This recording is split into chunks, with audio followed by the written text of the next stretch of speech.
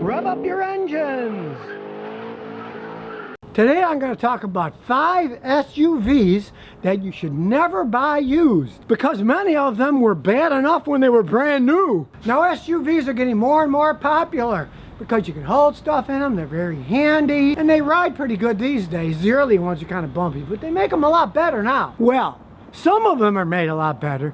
Here are 5 SUVs that you should never buy used. Now, the first SUV never to buy used is the Bmw X5. You might as well say BMW Money Pit. That's all those things turn into. They've had problems with engine oil leaks, water leaking into the vehicle, big time transmission problems, and problems with their stability control systems that keep them from flipping over because they're so boxy. Yeah, they're high tech, there's no arguing that, but I've had customers with them that they got this gyroscopic sensor that goes bad, and it's a little bitty thing, but whew, it's going to cost like $1,800 for this stupid thing.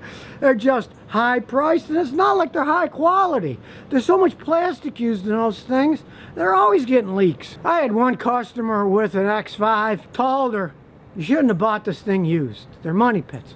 Well, after a year of driving the thing, and finally I put in my BMW computer for her latest problem, and it was the transmission was going out. I did a real research and found out that it was going to cost her $4 or $5 grand minimum to fix it. So she finally got rid of the thing. She traded it in on a used Lexus SUV, and boy, she's happy with that Lexus. That was years ago, and she's still driving a Lexus. I hardly ever see her because the things don't break, just normal oil changes and brake job stuff on those. And of course, BMW is so snobby, they didn't even call the X5 a sports utility vehicle. They called it a sports activity vehicle. Well, yeah, because you're going to spend a lot of activity going to the BMW dealer getting the thing fixed. Now, the next SUV not to buy is a Cadillac Escalade. Now, if you want to impress your friends and neighbors that you're driving a Cadillac SUV and you don't care that you get 11 miles per gallon in actual driving, the Cadillac Escalade might be for you. It's a showboat. A lot of that showboating stuff is made out of plastic. And guess what? It cracks early, breaks down. They're known for heating and air conditioning problems. You might think, oh, that's not that big of a deal. It's all computerized, and believe me, I've seen people spend $1,500, $2,500 taking the dashes apart, fixing those stupid plastic monstrosities. They have problems with the dash and instrument display systems on them. Just cheaply made, and they'll just come on and off at will. Poorly made, there's no doubting that. They have early transmission failures. And all-wheel drive versions, they have differential problems that cost a fortune to fix. It's a big, heavy vehicle, but the internals are not heavy-duty enough.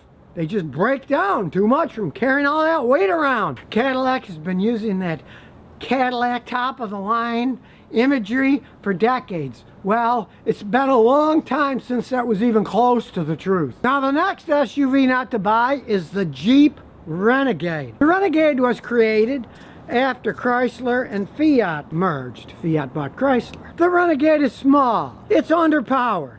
And if you attempted to take that Jeep Renegade off-road like one of those big Jeeps, good luck. These Jeep Renegades, they're made in Italy, they're made in Brazil, and they're made in China. They have absolutely nothing to do with the legendary Jeep. Especially stay away from the 2015 Renegade. That was the worst one they ever built. They have engine failures.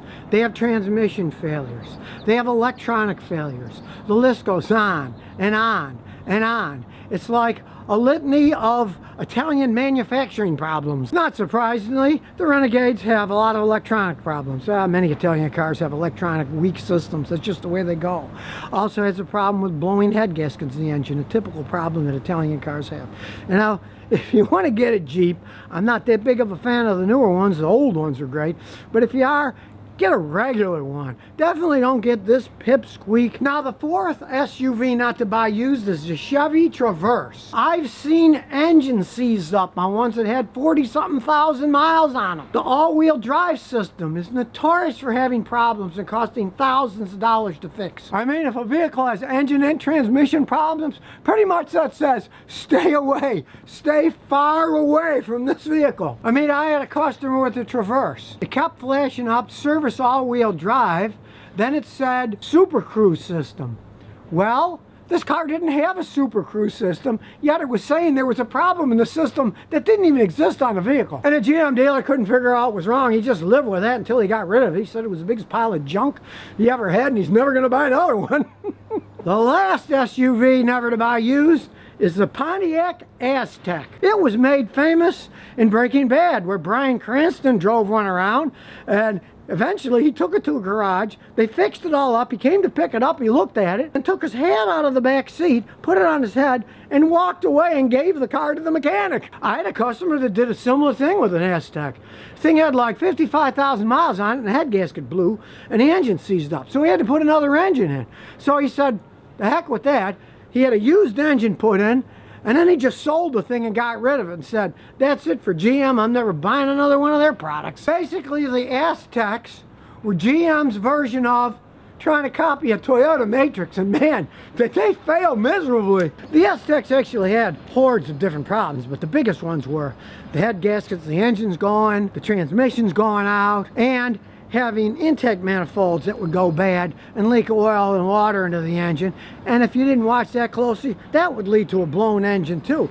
And even if you caught it right in the beginning, you had to take the whole engine apart and spend like $1,500 to fix something that should have never happened in the first place. Because I'm not talking about cars that are 20 or 30 years old. Some of these cars were less than a year old, and some of them were 3 or 4 or 5 years old. But regardless, they were poorly made vehicles. They don't make them anymore, obviously. Now, if you want to get a Pontiac SUV, get a Pontiac Vibe.